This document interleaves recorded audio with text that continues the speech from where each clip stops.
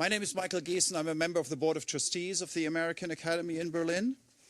And I would like to welcome you to the American Academy and welcome you all to the Spring 2019 Stephen M. Kellen lecture by Angela Stent, who will discuss her latest book, Putin's World, Russia Against the West and the Rest.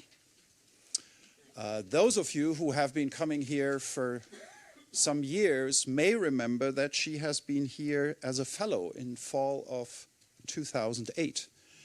And therefore it is a particular pleasure to welcome you back to a place that has been your home for a short time. I would also like to extend a warm welcome to the Ambassador of Georgia, His Excellent Dr. Elguya Koshrivili. I'm very sorry that this is a tongue breaker for me. And in particular, Gerhard Kasper. Now, it's a bit strange for me to welcome Professor Kasper back to the American Academy because he has made the Hans-Altenholz Center his homestead already for a longer period of time, and we're looking forward to welcoming him back in the fall term because he's our past president and at the same time our future president. So welcome, Gerhard.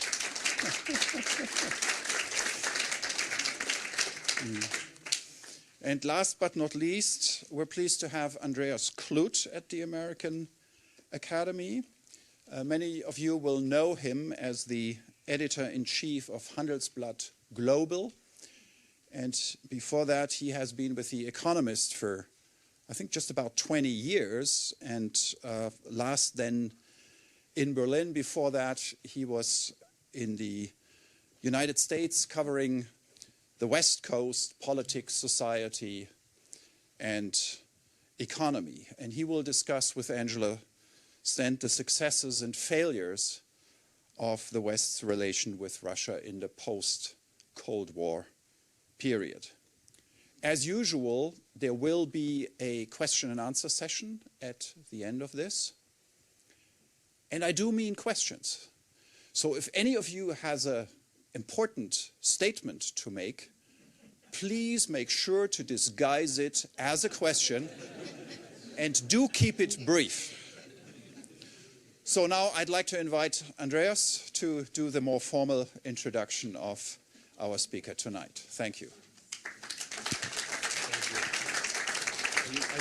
I am mic'd up. I may not need this. Thank you, Hans-Michael Giesen, for that warm welcome. Welcome again to Angela Stent. I'm really looking forward to this evening and the discussion. First, we'll hear, of course, from Angela Stent. And I think all of you here, you came because you know who Angela Stent is, but she's visiting us from Georgetown University, where she is the director of the Center for Eurasian, Russian, and East European Studies, and a professor of government and foreign service. She's also a senior fellow at the Brookings Institution and the co-chair of the Hewitt Forum on Post-Soviet Affairs. And then she's a former everything. She's a former, I'll just begin and you then extrapolate forward. She's a former fellow at the Transatlantic Academy of the German Marshall Fund. She's a former national intelligence officer for Russia at the National Intelligence Council. She's a former officer of policy planning at the U.S. Department of State. And as I said, she is a former everything, so the list goes on. Putin's World, by my count, is her 7th book in the general genre of Russian-Western relations. Although when I just fact-checked that, perhaps out of some instinct of modesty, she says the 4th big one. I'm not sure, but it's the 7th book.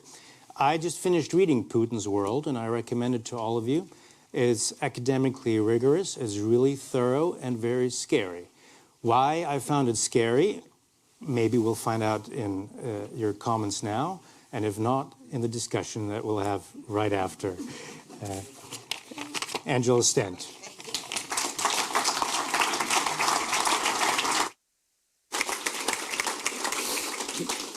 Thank you very much, Andreas. It's wonderful to be back at the American Academy. When I was here as a fellow, it was the deepest winter, so I've never seen this beautiful place with all the flowers out. It's absolutely enchanting. I was thinking back to when I was here, it was the year 2008, and I gave a talk on Russia and the West. And that was just after the Russian-Georgian War, and so things were, you know, pretty pessimistic then too.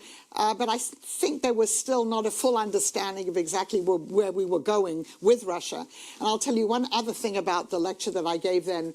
My next-door neighbor, or the American Academy's next-door neighbor that fall, were a movie star couple who are no longer a couple, Angelina Jolie and Brad Pitt. And Angelina Jolie is, in fact, a UN ambassador for certain things, and she came to my talk. And I was very concerned that no one would listen to a word of what I had to say because she was there. But she took notes. She was very modest. And alas, at the end, I said to her, you know, if you have time, I know you have lots of children you're looking after, but I'm happy to come and brief you on foreign policy. But alas, she never called me. So that was my one claim to fame. My book has also come out in German, I want to say. It's called Putins Russland, published by Rowohlt. And that is, in fact, why I've come to Germany this week, because the book has just come out. So I was really trying to answer three questions when I wrote this book. And the first one was, why was the West so wrong after the Soviet collapse? When we expected that post-communist Russia would want to become more integrated with the West, would want to develop the institutions of a Western democracy, of a market economy, would want to sort of march away from what it had had before.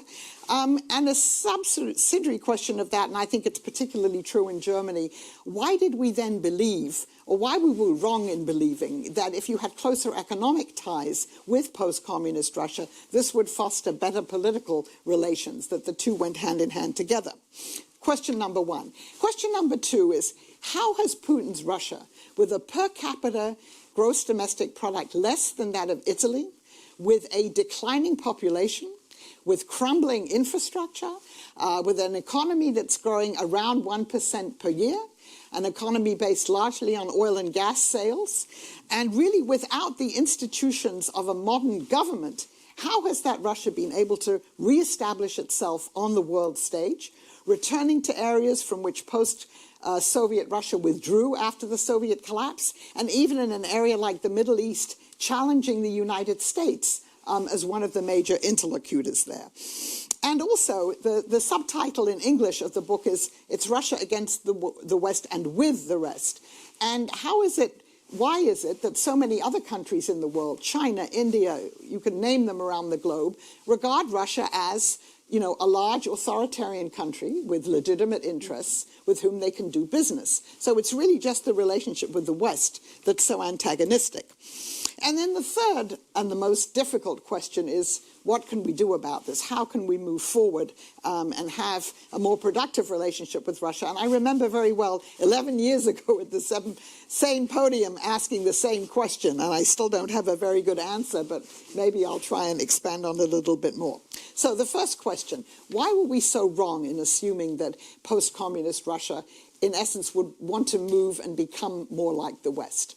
And the sort of brief answer to that is, we maybe made the mistake of thinking that the reason relations with the Soviet Union were so bad was because it was at least nominally a communist country. I'm not saying they really believed in the ideology, but at least it was an ideological antagonist. And what we should have thought more about was really the reason relations were so difficult with the Soviet Union was not only because they were communists, but because they were Russians. And what do I mean by that? I mean that we ignored centuries of Russian tradition and history which have informed Russia's own view of the world and of its relationship with the West. So in the book, I quote the 19th century Slavophile poet Fyodor Tchutchev, who wrote, "There can be no alliance between Russia and the West, either for the sake of interests or for the sake of principles." And then he recommended that what should Russia do? Try and sow disunity and division in the West. And if that sounds familiar, you know, you can take it at least back to the 19th century. Putin Putin on numerous occasions has argued, and he's accused the West of trying to break up Russia. Putin certainly presents the West today as inalterably opposed to Russia, trying to weaken Russia and not wanting to accept it as the great civilization that it is. And so the other side of this is certainly Putin has this narrative very much that Russia is a unique Eurasian civilization. It's different from that of the West. It's actually superior to that of the West, and really never the twain shall meet. And Putin really is determined to restore Russia to what he believes is its rightful role in the world, and that is not one in which it will necessarily enjoy cooperative relations with the West. Now, there's another important historical influence on the way Russia looks at the world and why it's been so difficult for the West to develop a better relationship with Russia, and that's Russia's own understanding of its place on the Eurasian landmass. As we know, it's still the largest country in the world. And there we have to go back to a certain German princess who became Empress of Russia, Catherine the Great. And when she was musing about Russia and the problem that it only had one clear border, which was the border in the north, she said, I have to keep expanding my territories in order to keep my population safe. And she said, that which stops growing begins to rot. So the idea that Russia had to keep expanding its territorial size in order, it was defensive expansionism to keep itself safe because its neighbors could and sometimes did invade Russia. But the interesting thing is the Russian narrative on this is that Russia has been the victim of invasion from the West and the South. Of course, if you talk to Russia's neighbors, particularly to the West, they have a rather different narrative. But that was certainly her view and the view of sort of defensive expansionism. And if you look at the way Russia defines its security perimeter today, it's not the borders of the Russian Federation. It's the borders of the post-Soviet space. And this explains partly what we see happening in Ukraine and why, of course, Putin has said on a number of occasions that Ukraine isn't really a separate country. There is no precedent in Russian history, right, for Russia giving up territory and never trying to take it back again. In the course of history, it's lost territory and then taken it back again. So we're in a period which is rather unique from the point of view of the 1,000 years of Russian history. Second question, how was Russia able to play its weak hand so well to restore itself globally under Putin, again, given the not very good economic and demographic fundamentals? The first answer to this is that Putin did have a plan when he entered the Kremlin. I think we have to remember that when Putin talks about the collapse of the Soviet Union as being the 20th century's greatest geopolitical catastrophe, which sounds very strange, particularly in this country, what he means by that is not only Russia losing its status as the superpower, but of course it's personal for him. As you well know, he was in Dresden when the wall came down. He was an aspiring young mid-level KGB case officer, and then everything collapsed. He had to leave the GDR really in humiliation. And so for him, it's not only the political aspect of it, but it's the personal experience of what it meant for the Soviet Union to collapse. And without going into detail here, and we can maybe discuss it in the questions, there are large numbers of people today in Russia who do not believe that the Soviet collapse was inevitable. They believe that it was a combination of low oil prices and then the results of the actions of the U.S. and particularly its special services, and maybe a little bit the Germans too, that the Soviet Union collapsed. And I think if you have that mentality and you don't believe that that collapse was inevitable, but that the Soviet Union could have gone on, that also informs the way that you look out at the world. So Putin's plan when he came into office was to restore a strong Russian state. In the 90s, the Russian state was weak. And secondly, to restore Russia as a great power. And that was quite explicit in a millennial statement he gave when he became president. Russia was and will remain a great power. This is preconditioned by the inseparable characteristics of geopolitical, economic, and cultural existence. So that's a fundamental belief there. But there's another reason why Russia has been able to restore itself like this on the world stage, and that is because Putin himself has been able to take advantage of opportunities presented to him by a West that maybe didn't have a similar plan, by a United States that had red lines and then didn't have red lines, by a West that was distracted with other issues. He's been in power for 19 years. He's seen hosts of Western leaders and other leaders come and go, and he's been very clever at moving in when opportunities have presented themselves to him. And in my book, I have a number of pictures, and one of them is an article from a 1976 Leningrad evening newspaper describing the new judo champion of Leningrad, one 24-year-old Vladimir Putin. Putin the judoist. So, you know, people think of Russians and they think they excel at chess. They do. But Putin's sport, of course, is judo. And he did become a champion at a young age. And in the article, they said, watch out for this young man. So I would say, you know, in judo, you can be physically weaker than your opponent, but you can still prevail if you understand your opponent's weaknesses, if you take advantage of their distraction. So I like to think sometimes of the way that Russia has been able to do some of these things. If you combine what you learn as a KGB officer and then the judo skills, and then you're in power long enough, you can really do quite well. Putin isn't a master strategist, but I think he's a clever tactician, and he has been able to take advantage of these opportunities. So, in my book, I detail what I would say are two of Putin's foreign policy successes, and we'll certainly come to the less successful aspects too. And the first is the relationship with China, which I think is very much on people's minds nowadays. 50 years ago, if you remember, the Soviets and the Chinese were shooting each other over the border, and books were being written about the coming war between Russia and China. Today, President Xi Jinping says that Putin is his best friend. I have a picture of them in the book making Russian blini together. Putin is teaching Xi how to make Russian pancakes. Putin says similar things about Xi Jinping. The conventional wisdom, I think, for a long time in the United States, and I think to some extent in Europe, is when you look at the Chinese-Russian relationship, that it's a kind of marriage of convenience, an axis of convenience, that there's such huge differences between those two countries and historical hostilities, that this is just very an instrumental relationship. I'm not sure that that's true anymore. It's never going to be an alliance. Neither countries wants allies, actually, because they limit their freedom of maneuver, but it certainly has developed into a much stronger partnership. In fact, when the two leaders were making blini, that was around the time when Chinese troops for the first time participated in Russian military maneuvers in the Russian Far East. Why are these ties getting stronger? First of all, both countries support each other, whatever they do domestically, and they are allergic to Western criticism of what they're doing domestically. They see Western democracy promotion and things like that as a threat, of course, to their own systems, and they back each other up very much domestically, so they're not a threat. And for both of these leaders, you know, the main thing is to stay in power, to keep power and the people around them, and therefore they can bolster each other on that. Secondly, they both believe that the international order that developed after the fall of the Soviet Union, what we like to think of a rules-based international order, obviously with the U.S. dominating it financially, that this is an order that neglected their interests, in which they had no agency, and they both talk about a post-West order. Whatever that is, I think they have different visions of this. The Russians tend to think much more in terms of the 19th century concept of power. I think the Chinese have a different view, but they both are committed to modifying, changing the current world order. In the Chinese case, obviously, the global financial order too.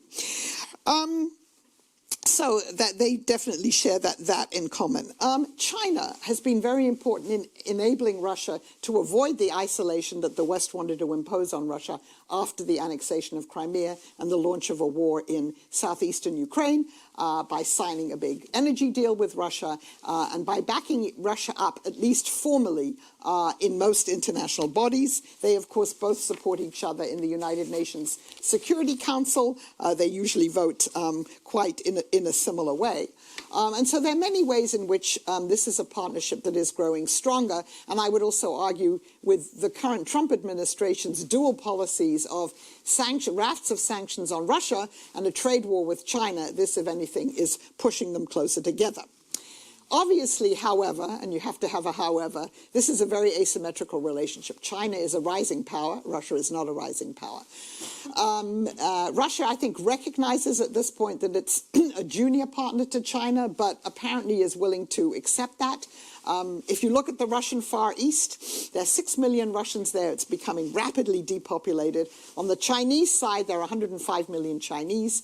How long that status quo will last, nobody knows, but neither side will ever talk about that publicly.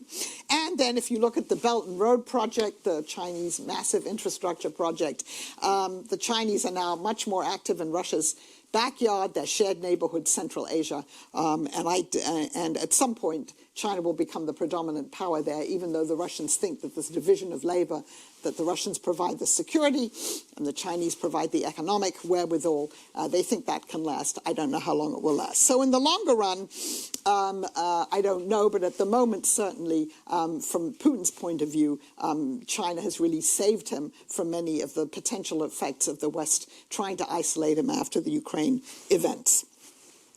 And the other success of Putin's policy, I would say, is Russia's return to the Middle East on very different terms than it was there during the Soviet times.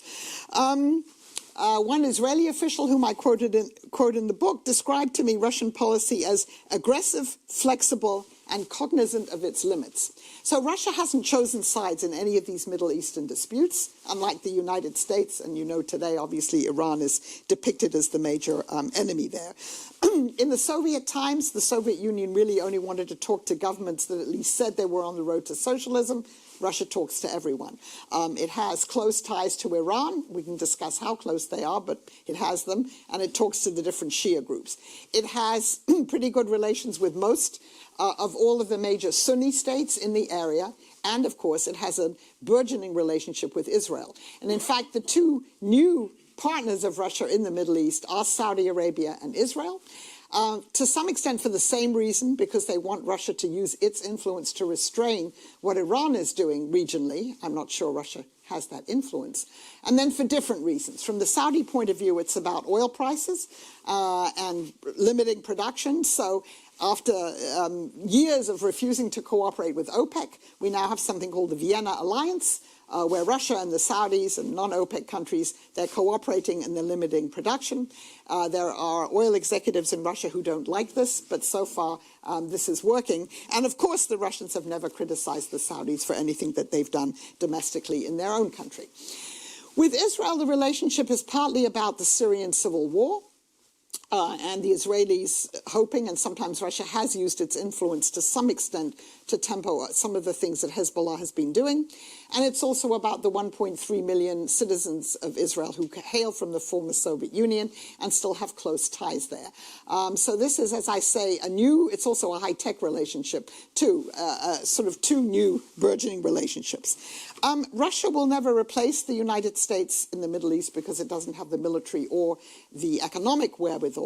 But since it began its bombing campaign in Syria and went back into the Middle East to support President Assad, it has developed this range of ties, and I think it's really there to stay. So those are some successes. Now let's turn to the relationship with the West. And of course, that is much less successful. Let me say a few words about German-Russian relations, since this is something that I've written a couple of books upon, and we are in Berlin. It seems to me that Angela Merkel is the leader in the world who understands Putin better than anyone else does. Putin and Merkel speak each other's languages, as we know. But more than that, obviously, she grew up in the GDR, and she understands the mentality, I think, behind someone who's a former KGB officer, although, as you know, there are people who say there's no such thing as a former KGB officer. But anyway, understands Putin, and I think sees through some of the things that Putin may say to other leaders that they might believe. So she has been instrumental, obviously, in developing this relationship, and until 2014, clearly understood that however difficult a neighbor Russia is, Germany has to have as workable as a relationship as possible with Russia for historical reasons, for geographic reasons, for economic reasons.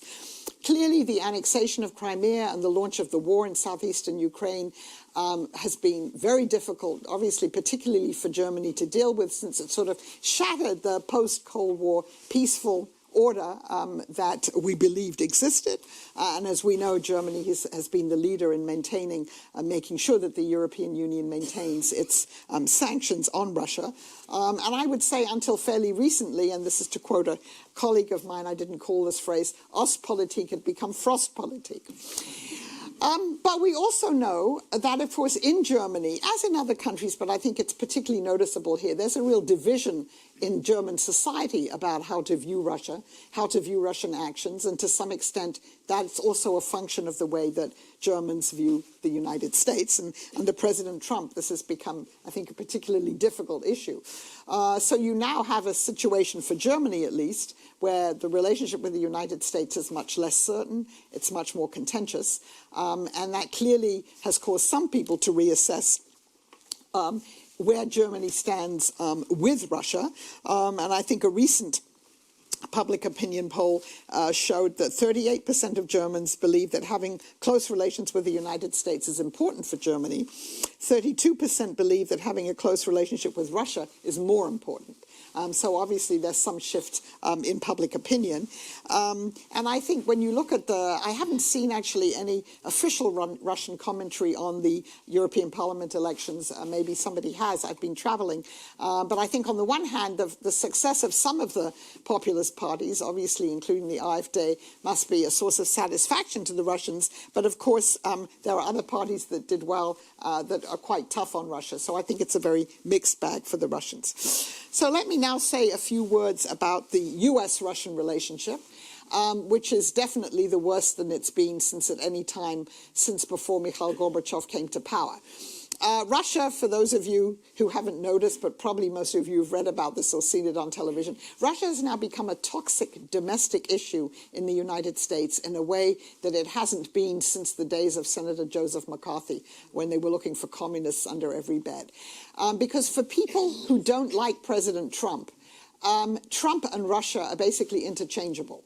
And even though the Mueller report came out a few weeks ago, I guess a month ago now, and even though it details in one whole volume, right, the way that Russia interfered in the U.S. elections in 2016. But of course, it doesn't come to any conclusions about President Trump's own relationship to Russia and these issues of collusion, whatever that means. So I think the publication of that report will do nothing to change it. I will say one thing that I found very interesting about the report, which reminds one shouldn't think about Russia or Putin as being all-powerful and all of these things.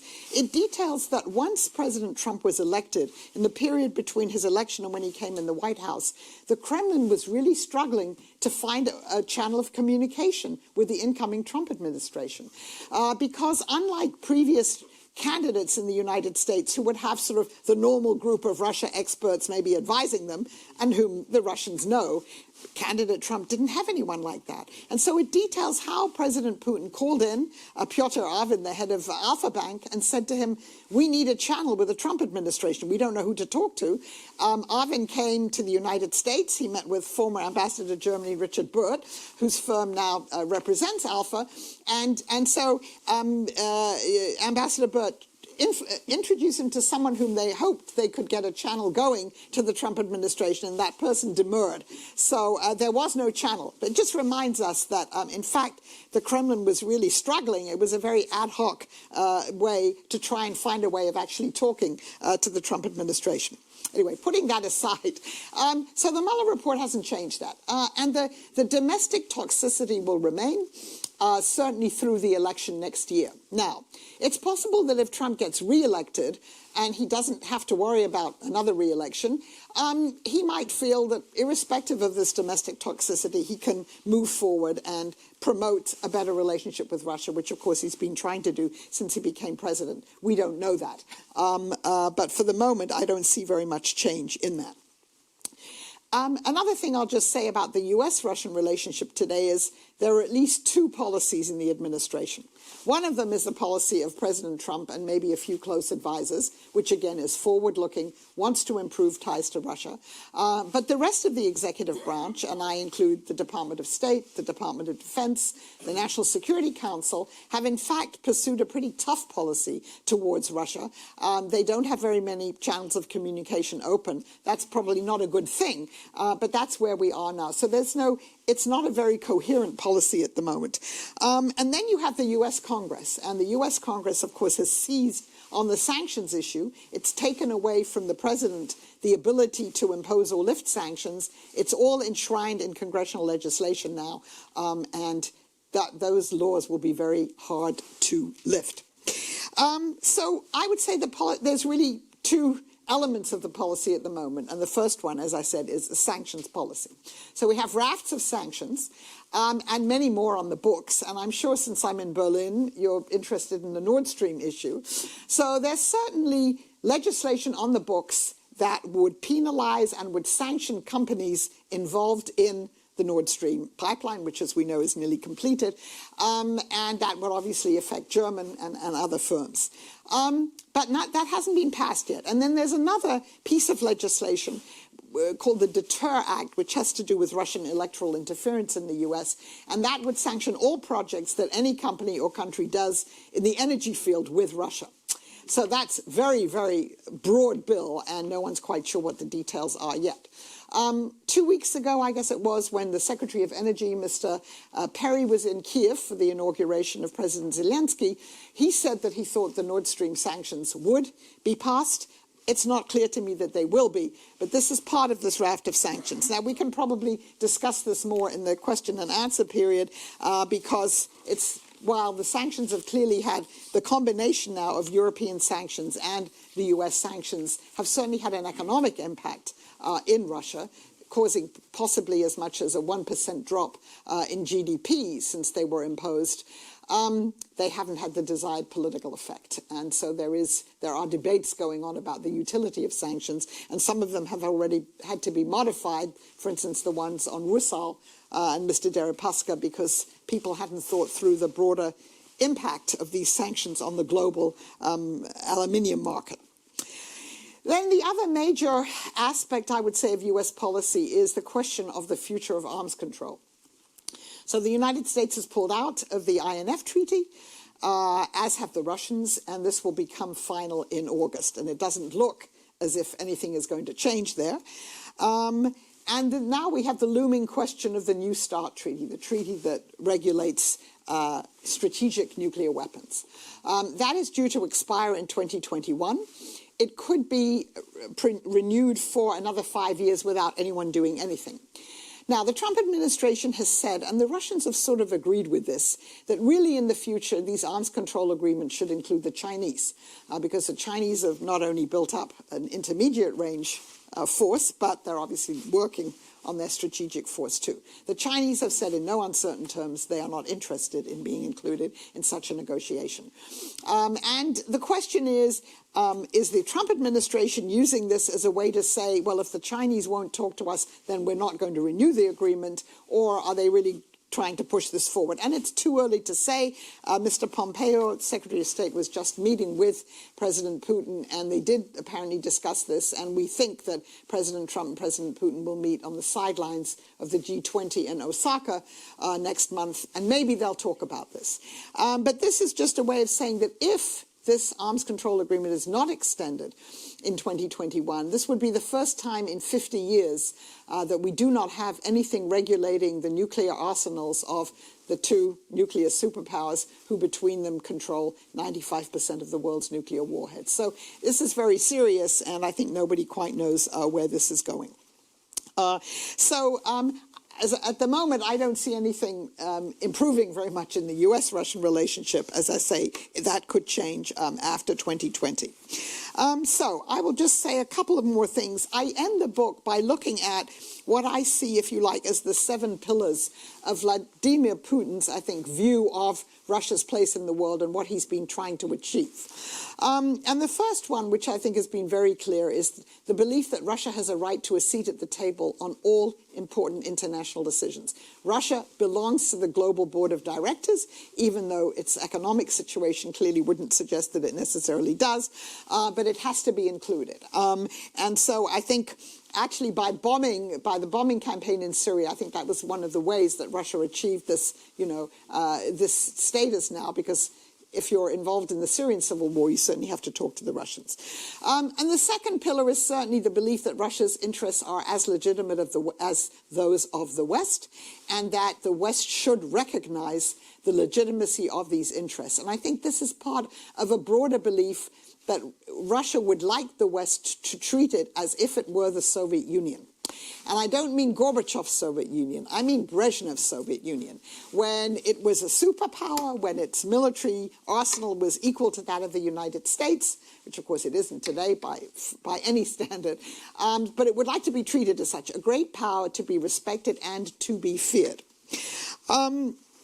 Part of that also is a third belief, which is that Russia has a right to a sphere of privileged interest, that's the term they use, in the post-Soviet space. And that means that no Euro-Atlantic structure, neither NATO nor the European Union, should move any closer to Russia.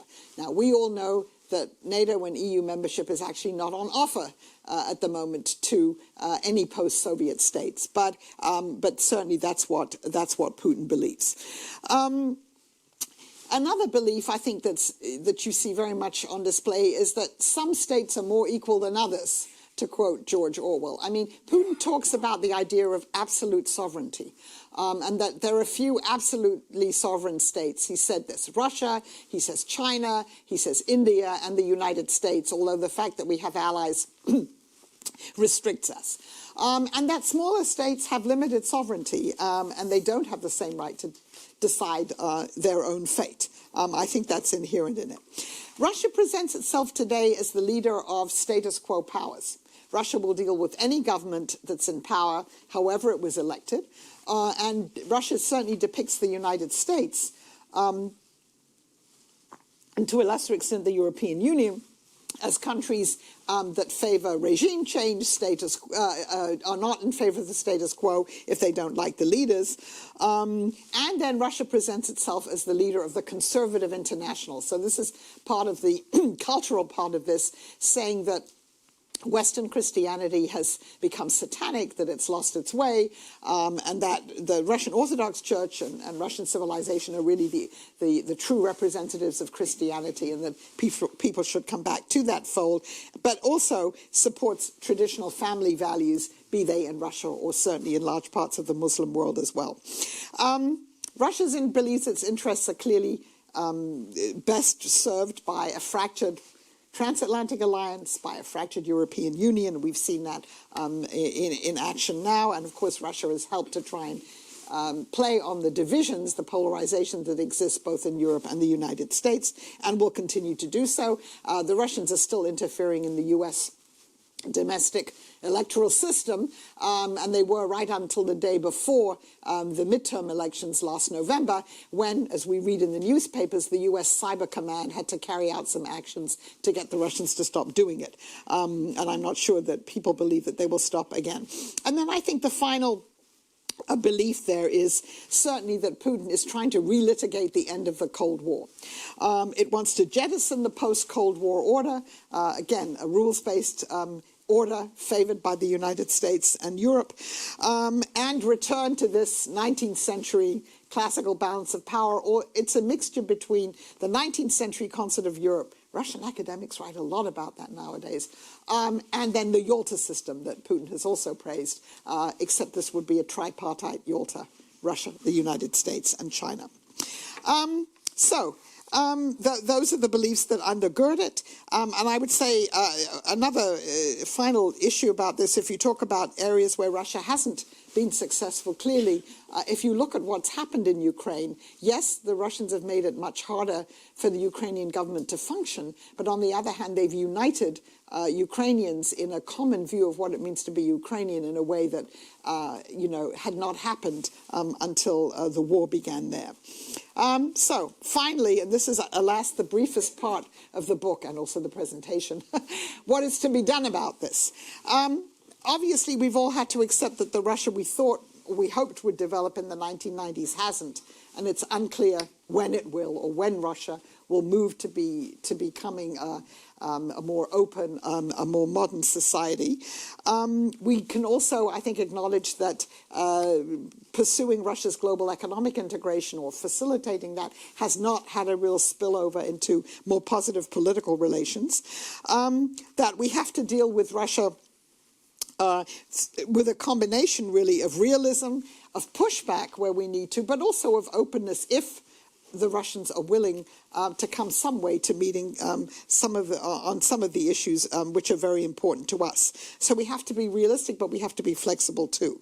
And engaging Russia on areas of mutual interest where it's possible, but then recognizing those areas where it's not possible and not really maybe wasting time doing that there. And I think the final point that is very important to remember is that the Kremlin doesn't speak for all Russians. There is a Russian civil society out there, and even though it's harder now in some ways to interact with elements of that civil society, it's very important to do that and to keep up those contacts with different segments of Russian society wherever we can. But there are no quick fixes to that. Resets, at least from the U.S. point of view, haven't worked very well and probably shouldn't be tried. And I think we have to recognize that the relationship with Russia is challenging, and it's going to remain so for a long time, certainly as long as Putin is in power, but probably beyond Putin too. Thank you.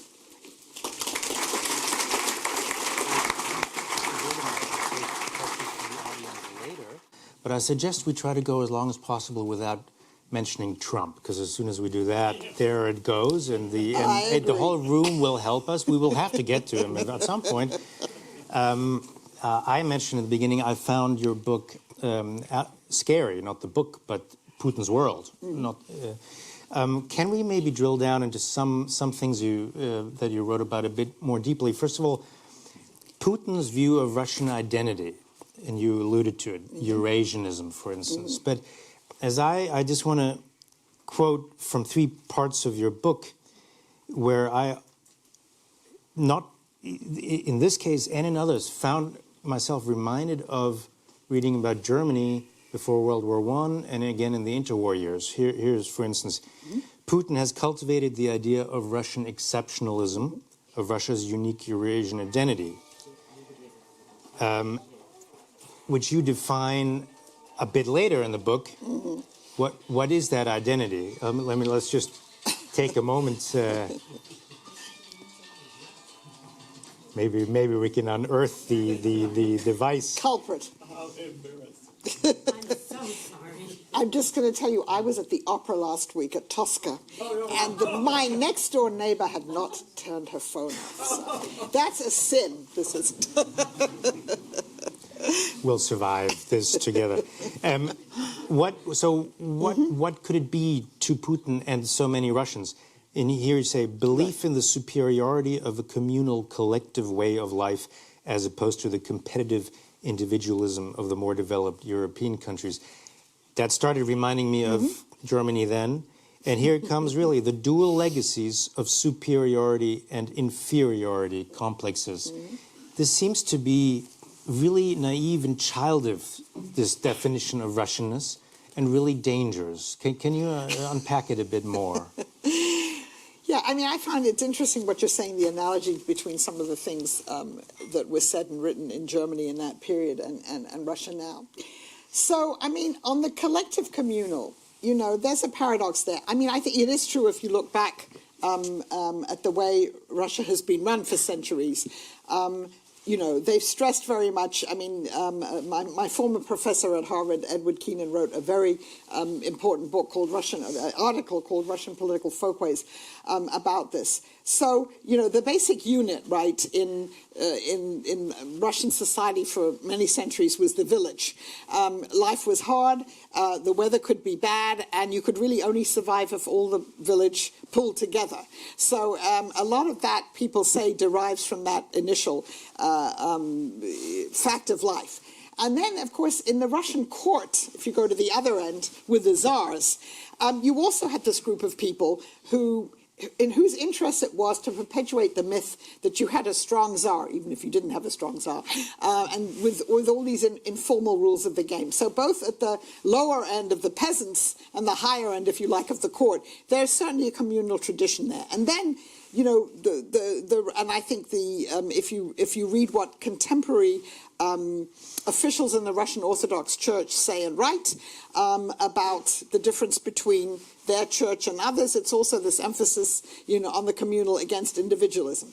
On the other hand, for anybody who spent any time in Russia, you can also say Russians can be fiercely individualistic, and so, you know, it's not a myth, but the story that is told, the narrative, is sometimes at odds, you know, with the reality there. What about that point you make about the dual inferiority and superiority complexes? That's what makes this whole thing so scary to me. I mean, does that explain their bristling when Obama calls them a middle power, which was a terrible mistake? If he had been reading your books, he wouldn't have done that. But it is almost, he rises to this... I mean, that is where the tension comes from. Right. I mean, Russia was always economically behind the West. It was behind Europe. And then when the United States was there, it was behind the United States. Not because they couldn't have developed their economy differently, but at every juncture, if it was the Tsars, they resisted, you know, becoming a more modern economy because they feared the rise of a middle class, which they saw as a threat to their own power. And, you know, in the Soviet period, when they tried, for instance, economic reforms, they was pulled back because they feared the political consequences of opening, let's say, up the economy again to these kind of entrepreneurial instincts. So the consciousness of economic backwardness has always been there. It doesn't go away. And so you maybe overcompensate, you stress the cultural superiority. And obviously Russia does have a great culture, but, you know, you stress that. And you do have, I would say it is a mixture of superiority and inferiority, and that can be at times, you know, a rather dangerous recipe. Which would explain in part these two humiliation narratives of China and Russia. Would explain that, what you go into that partnership. Right, and when I was discussing these issues with a China scholar the other day, he said exactly the same thing. He sees lots of parallels between a grievance narrative, again, a superiority narrative, and then resentment against the West. Although it does start to become different when you look at how China appears to have a strategy for world dominance to go back to the Tang Dynasty brilliance it once had in its own mind. Russia doesn't seem to have anything with the Belt and Road Initiative, for instance. But Russia seems to have, you don't say this because, as I told you at dinner, I felt you were being quite diplomatic in your book, maybe. But if I may say so, it's an entirely, so based on this inferiority, superiority definition of exceptionalism, an entirely negative strategy, not a strategy at all. I think essentially I would say, and I'd like to get into it in a moment with examples, the near abroad, it seems to want to create a ring of failed or semi-failed states. And then another ring, that's including Europe, through fake news, subterfuge, of struggling, or ideally he would like all the states around him to fail. That is an entirely negative vision. So, I see the vision really, what Russia is doing now is being a disruptor. So, yes, it's not like the Chinese, they don't have a strategy for, you know, whatever you're going to world dominance. But what they can do is they can make it very difficult for either the Europeans or the Americans to achieve some of the things they want by acting as a disruptor. So a disruptor is partly, you know, social media, the use of social media, interfering in a cyber way in elections. It's sending, you know, 150 specialists and some other trainers to Venezuela, you know, to make it more difficult for you know, Mr. Guaido and all the countries support him to prevail. So it's a strategy of disruption. And I mean, when you mentioned that, or they want the countries around them to fail, again, when you read this narrative of the village life, and that's the story when, you know, if my cow dies, I want my neighbor's cow to die too, so that he's going to be as badly off as I am. So well, let's circle back to that when we discuss your conclusions or prescriptions. But to illustrate that for the people who haven't read the book, and of course, Ambassador of Georgia is right in front of us. Could you? All of us have for 5 years been reading a lot or listening in the news to Ukraine, and I think we feel we're almost experts on that one. But Ukraine could become the 5th frozen conflict. With others maybe in the Baltics to become the 6th, 7th, 8th, 9th, and so forth, and at some point they could thaw and become unfrozen.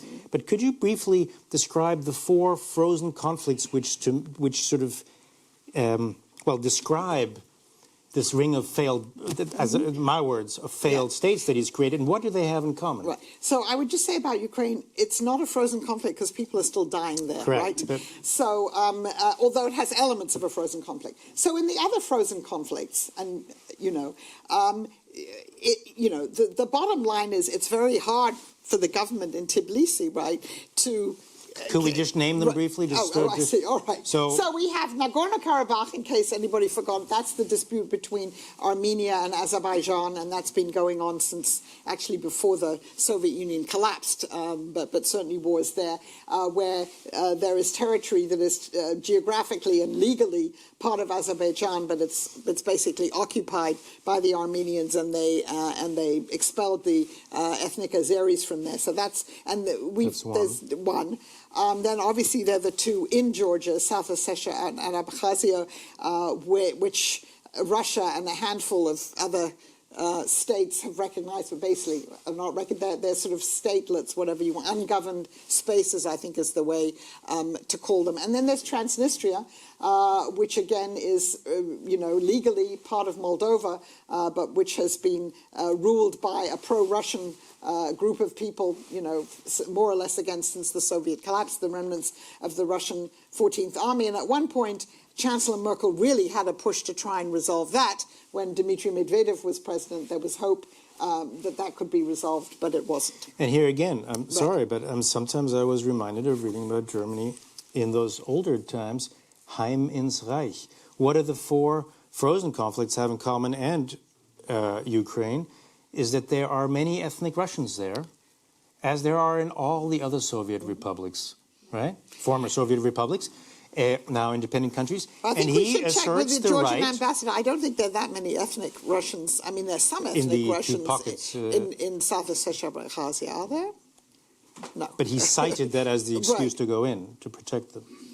No, I think in the Georgian case, it said that they wanted, protection. The Ossetians themselves wanted protection. Okay.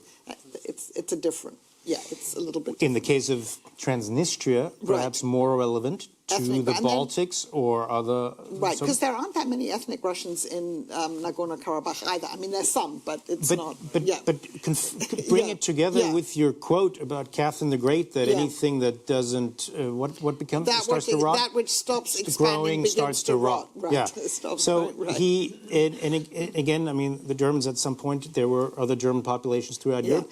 He has sort of put that on the table and says, if there are Russians who say they need protection, we will protect them because they're part of a new Russia. New Russia. And then, of course, what they have in common is a central government. It's very hard for any central government to function if you can't control territory that is legally yours. And you have someone else in there, supporting separatism. So you're starting to see why I think this is scary, because now I want to ask you about something. Putin's world, you describe the view of the world, literally. It's a trip around the globe.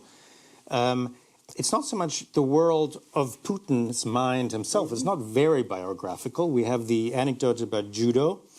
But there are plenty of biographies of Putin that have been written. What? I mean, or let me put it differently. Your prescriptions are strategic patience, realism, pushback, opening the door. And that is probably the only reasonable thing to do. But what bothers me about that is, I believe in the military jargon, is it gives him the benefit of escalation dominance. It means he wants to go another bombing campaign, so he gets to be on the board of directors or whatever. He goes bomb. So we always have to react, whatever. If there are domestic pressures, if he has to decide soon, will he go, will he stay? As if he thinks it's Russian-style handover to someone else and gets scary, then he can escalate and we cannot, correct? I mean, the strategic patience, if that's all we have, that's a very bad place to be for the West. Yeah, and particularly in his neighborhood. I mean, look, when the annexation of Crimea was going on, right, the Obama administration basically told the Ukrainians on Crimea that they shouldn't fight back too much. And Obama then gave an interview in an article in the Atlantic Monthly called the Obama Doctrine, where inter alia, he said lots of things. He said, you know, Ukraine is an existential issue for the Russians. It isn't for us, and therefore the decision was made not to respond militarily to what Russia was doing in Ukraine. And, you know, before the war with Georgia, similar decisions were made. So certainly the United States, every administration, you know, has made the decision that particularly in Russia's neighborhood, there's a limit to what, you know, the West can do to stop it, because there's always the concern about escalation. And again, Russia is, you know, it may have a declining economy and a declining population and an unmodern economy, but it's a nuclear superpower. Somebody told me a couple of years ago at the Munich Security Conference that apparently, besides all the other stuff we hear in the news, but the Russian young strapping pilots thinking they're Top Gun, they're sometimes flying up and down the Baltic with their transponders turned off, which is like driving a truck through a city at night with the lights turned off. And we now have Trump. There, we weren't going to yet, but I didn't mention. Could this slip out of our control? As I said again, if there are domestic pressures on him that make him escalate, because he's not interested in strategic patience if he thinks he has 10 days to live. And I want to, what you quote the Rand Corporation, page 128. NATO cannot successfully defend the territory of its most exposed members. Those must be the Baltics. Could this slip, so strategic patience is great, but could this slip out of control? How dangerous? It could, because all you need is one unforeseen event. You know, the Russian transponded some, you know, think about when the Turks shot down the Russian airliner that had strayed over Turkish territory. Which the first and only time that a NATO country shot at a Russian airplane. Is that correct? Right, that's correct. And, you know, we know that Turkey was then greatly ostracized. Everything was cut off. Turkey was the number one enemy. Then obviously Erdogan apologized.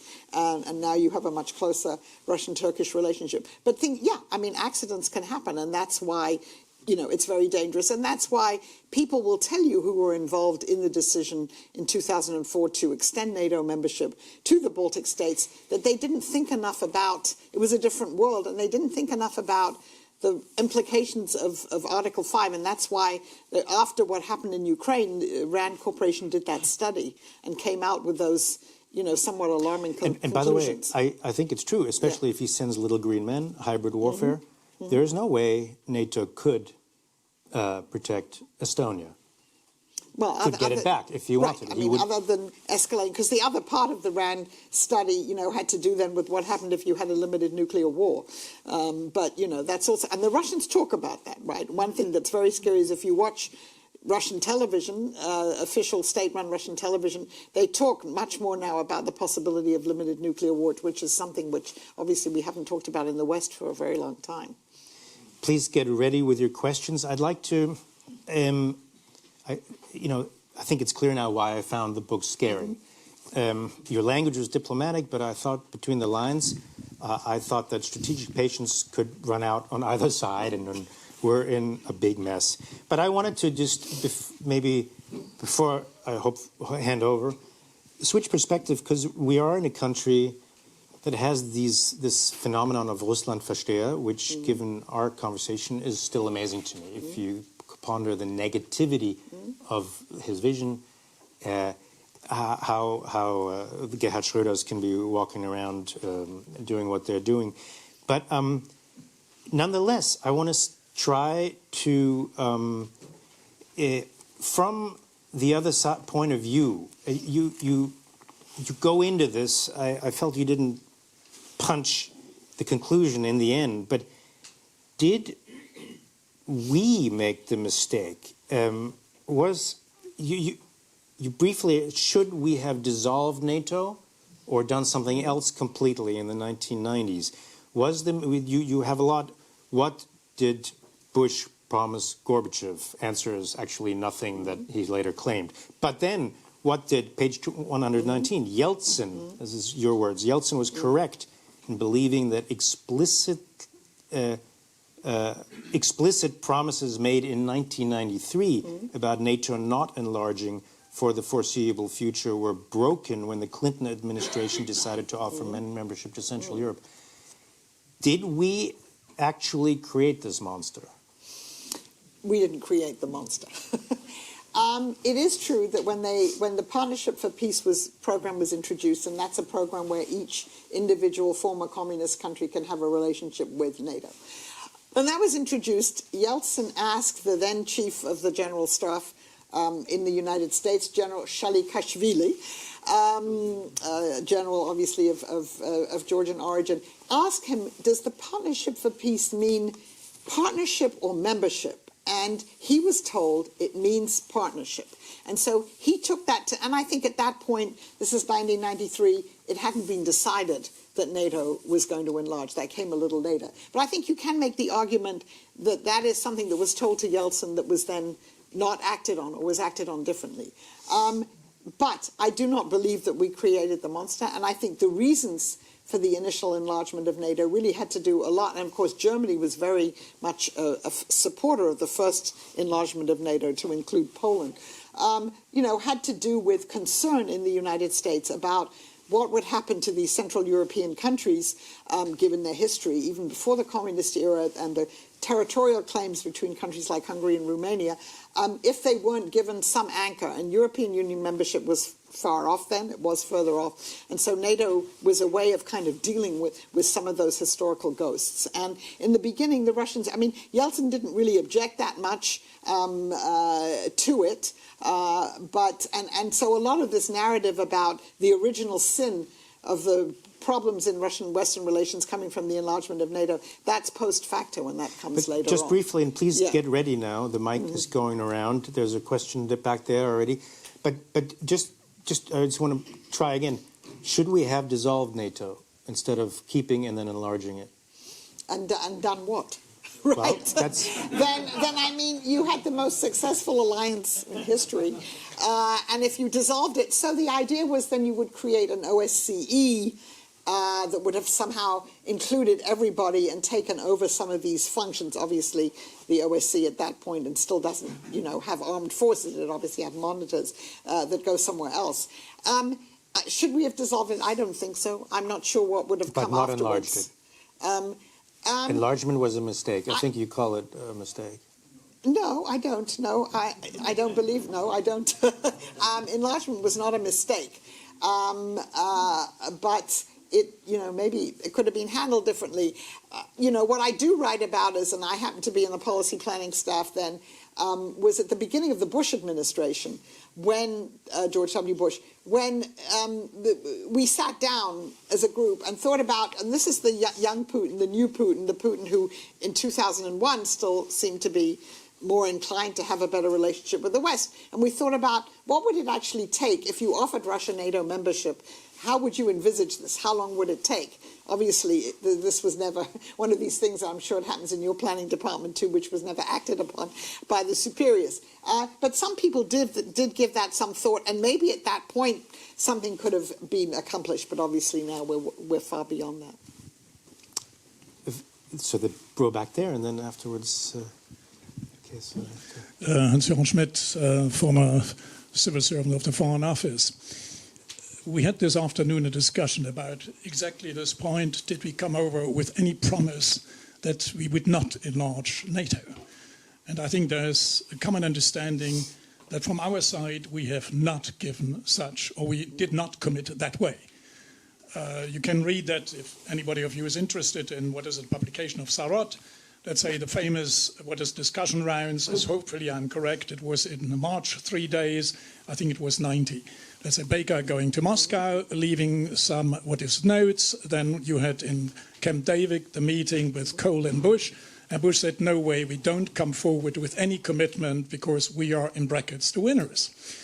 The question is, and afterwards, is it correct what the assumption, because you were, in a certain way, in a position to evaluate what the consequences of Germany had an interest, to maintain NATO, and because we were afraid that we would be considered, if there is not NATO anymore, by the other states like Poland and the others. And we were interested, to be anchored in, an alliance, contrary to what happened before, because our neighbors were always afraid of us. And therefore it was in our interest, and I think as the other states, and we had to convince the United States that NATO was so important. That's a Carsten Vogt you may have heard about. He went to the United States and he tried the planning stuff and so on to convince. Therefore, would you consider that this kind now is not anymore possible, that we have, a kind of functioning alliance here? And how do you say to cope with, now, America on one side, China, Russia I think is very weak, and how would we describe, the future of Europe as a member of, and how would you describe, the possibility of NATO playing a leading role? Well, those are all great questions. Of course, you're right that Germany was very much, and in fact, when George H.W. Bush met with Gorbachev on the famous meeting when they were on the boat and they got seasick, and he said to Gorbachev, and this was, of course, the question of whether a united Germany could be in NATO. And at that point, Gorbachev agreed it was much better to have a united Germany anchored in NATO. And I think from Germany's point of view, Germany was, in the first round of NATO enlargement, clearly, and I think your defense ministry, and particularly the planning department, the defense ministry, was very interested in including particularly Poland, again, given the history, and the Czech Republic and Hungary in this first enlargement, but NATO was obviously very important. Now, of course, I think you're asking the question about Germany now being sort of poised between Trump and Putin, and dealing with an American president who has explicitly criticized the alliance and called into question its validity, and obviously criticized Germany for what he views its lack of burden sharing. I would say that his view of NATO is not shared by again, anyone in the rest of the executive branch. I mean, maybe some of the people around him in the White House, but certainly neither in the State Department or certainly the Defense Department.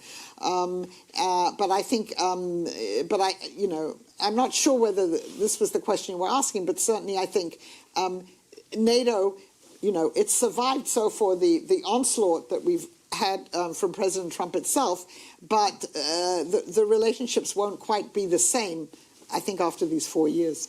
There was a question all the way, literally the last row, and I just want to give those folks a chance, and then we come.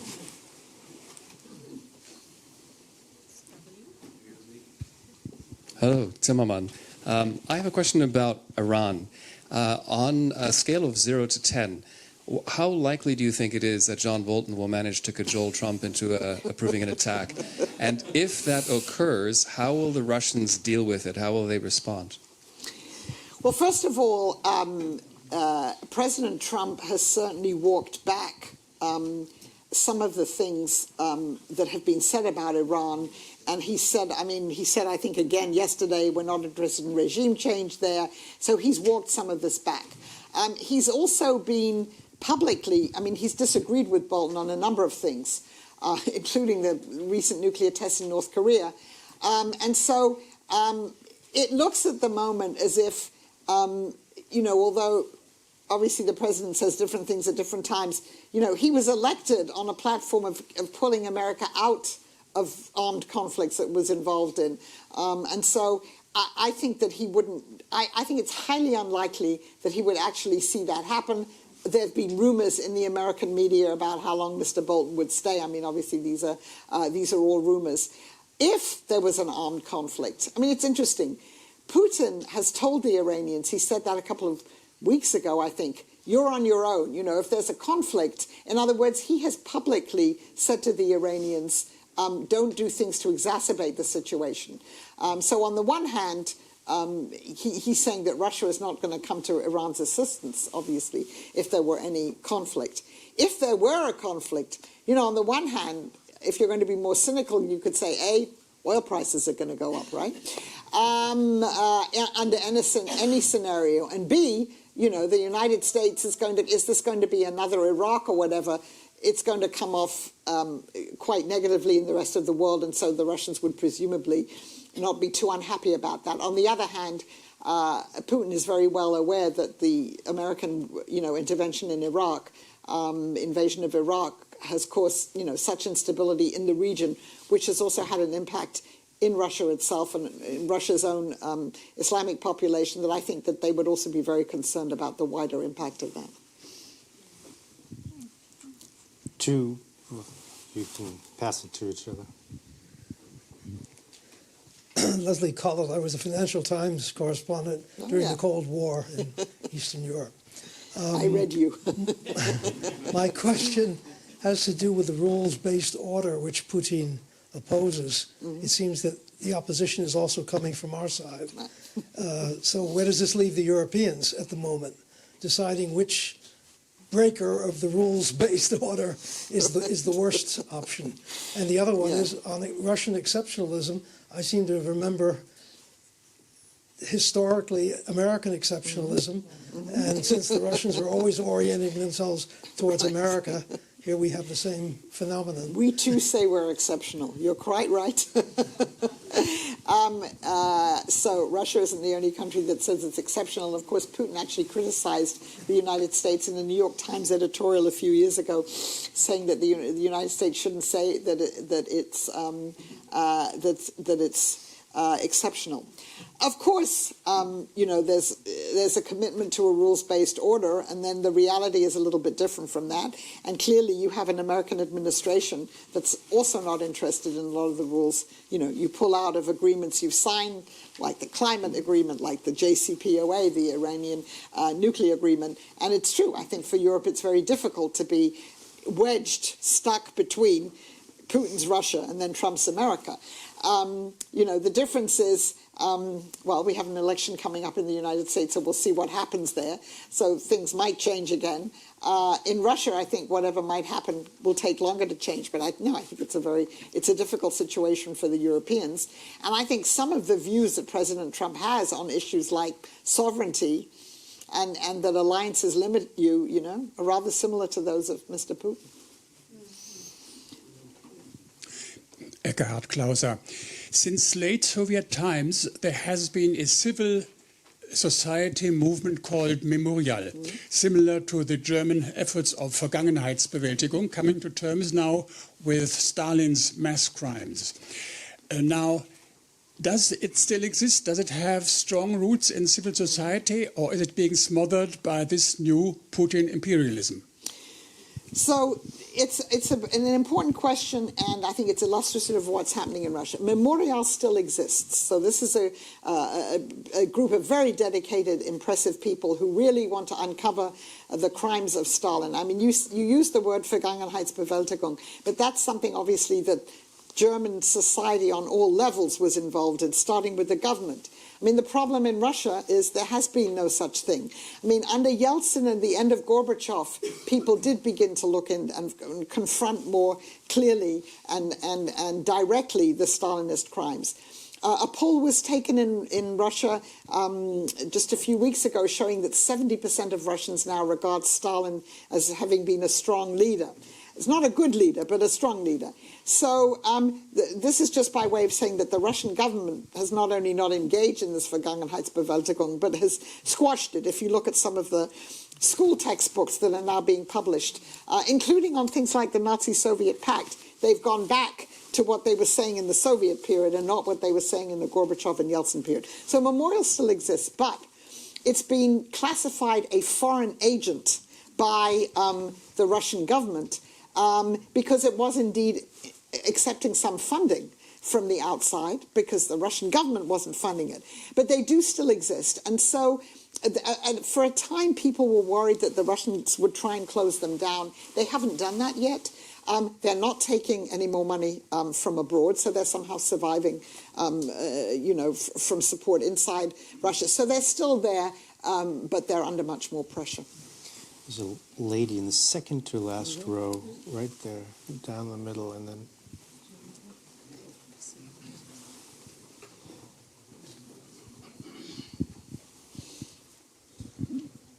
Ingrid Müller, I would like to have a look at the domestic affairs in Russia, since we talked about Memorial already, and maybe you could elaborate just a little bit on the civil society and the situation it is in at the moment, and what kind of repression they face at the moment from the Russian state, if it's getting more against the organizations or against the activists within the organizations. That's the first question.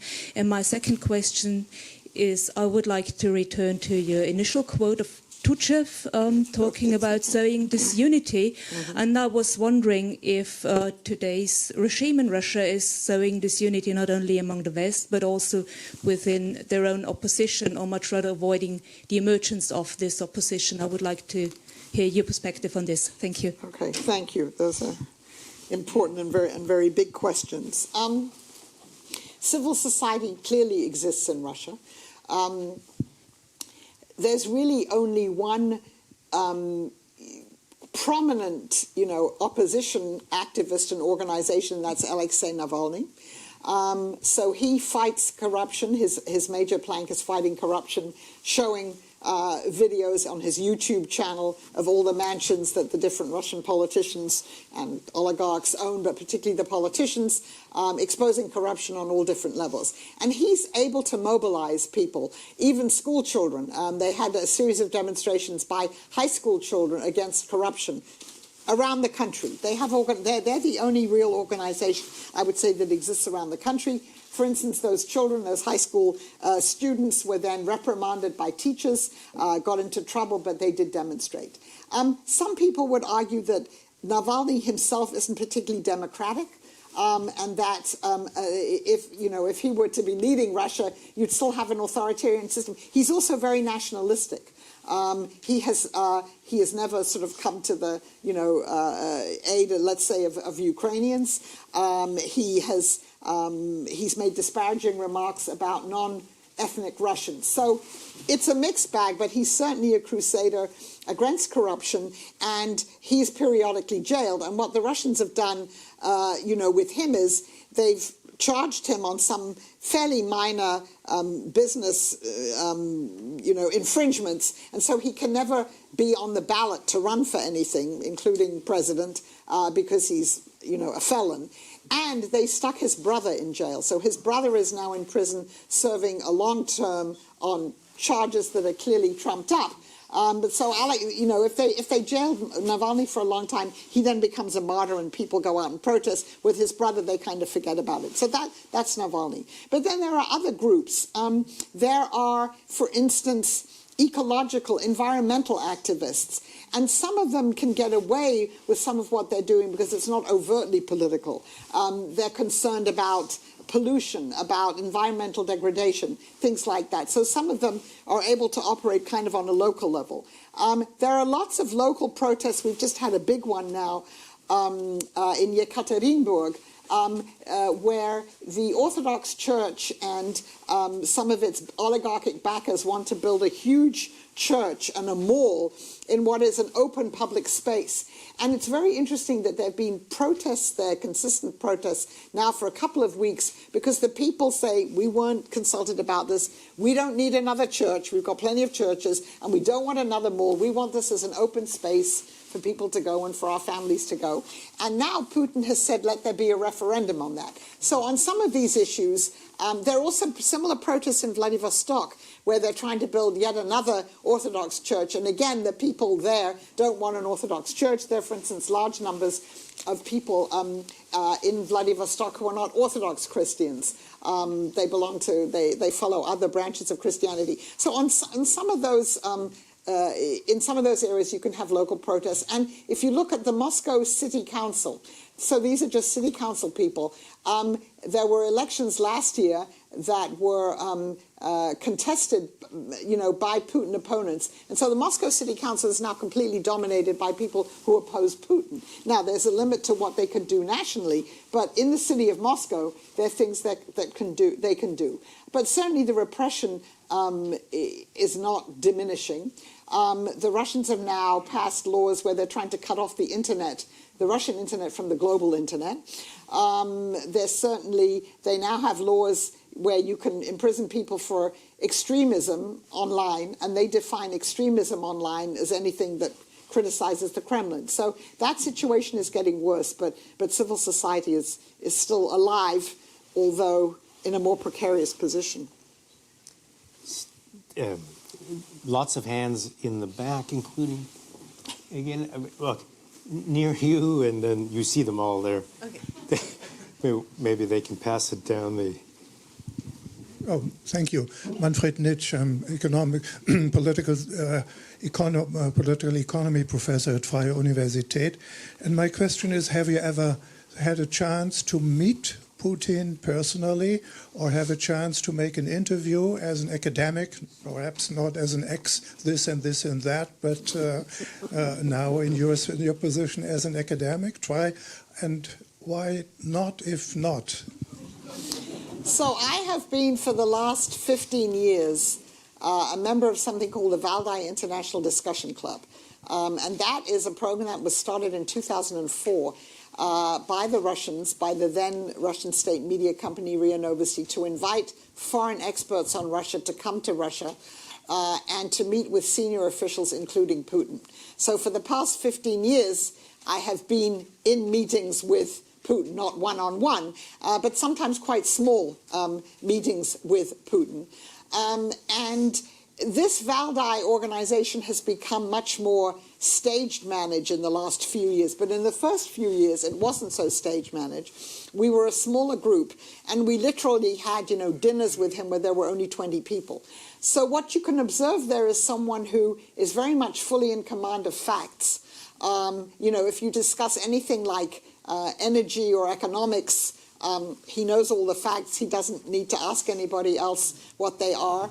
I don't know how many foreign leaders, would sit with a group of foreigners and for 2 or 3 hours allow them to ask him questions. He has some very interesting ideas about history, and I'll just give you 2 examples. One of them was a British journalist who asked him why they still had a statue of Lenin, why Lenin is still embalmed in the mausoleum. And Putin said, "What country are you from?" When he said Great Britain, he said, "Why do you still have statues of Oliver Cromwell?"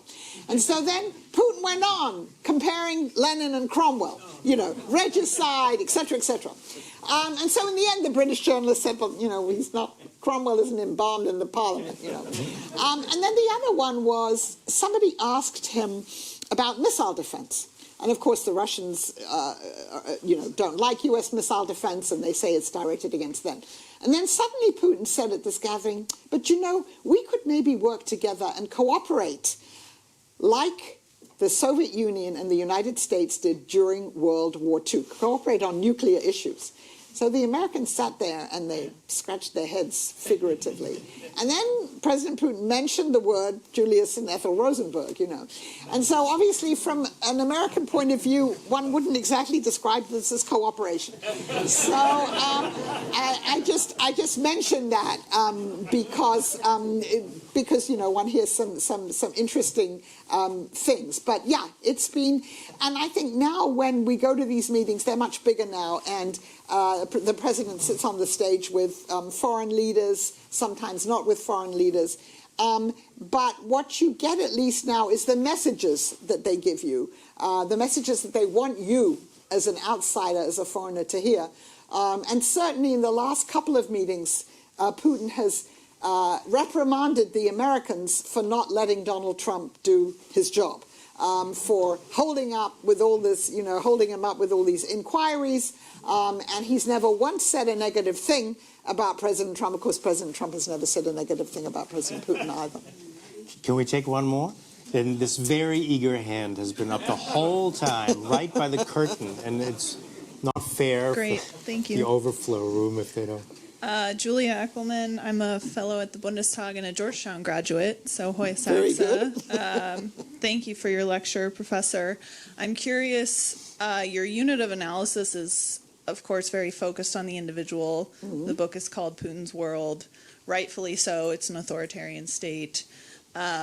but you did mention some elements of Russian history, the Russian public's outlook on the fall of the Soviet Union, the role of civil society. Would we be where we are today without Putin? And what does Russia after Putin look like? All right. If you were still at Georgia, I'd say, take my class. So, obviously, in the 1990s, you had something different. You had the Yeltsin administration, certainly not without its flaws, but it was certainly, Russia was then more pluralistic. There was greater freedom of expression. Of course, you had the rise of the oligarchs, and there was plenty of corruption, but it felt and indeed was different. Was it inevitable that someone would then come to power and want to reverse some of that? I think probably yes, because this was it's a natural state for Russia to have been in this kind of very freewheeling society. But maybe if the person who'd come to power had not been someone who'd come from the KGB background and had colleagues who came from a similar background, then I think Russia wouldn't necessarily look like what it looks like today. So I think the individual does make a difference, particularly in a society like Russia, in a state like Russia, where throughout history the leader has made a difference. Putin is not all powerful. There are clearly other elements and currents in Russian society that do have some agency. I think a system has developed now which is probably more informal than certainly in the Soviet times. Institutions had more weight than they do now, and I think maybe this kind of again, the peculiarity of the system does have to do with the fact that there's so many people in the upper echelons of power who come from the security services. So you could say that in a post-Putin system, I think immediately probably it would look very much like what it looks now. But a different leader, and you saw that to some extent under Medvedev, and we can say, of course, he wasn't really running the country. But at least people will say under Medvedev there was somewhat more room for discussion of some issues that there wasn't before, and there hasn't been since then. So I think you could see something change, and I think it would depend really on who took over and whether they really were capable or desirous of keeping the system going as it is. Just briefly, is there any way he would voluntarily go? Or will he do a Jiang Zemin? So most of Russians I know think the answer to that is no, that he's going to stay there till the end.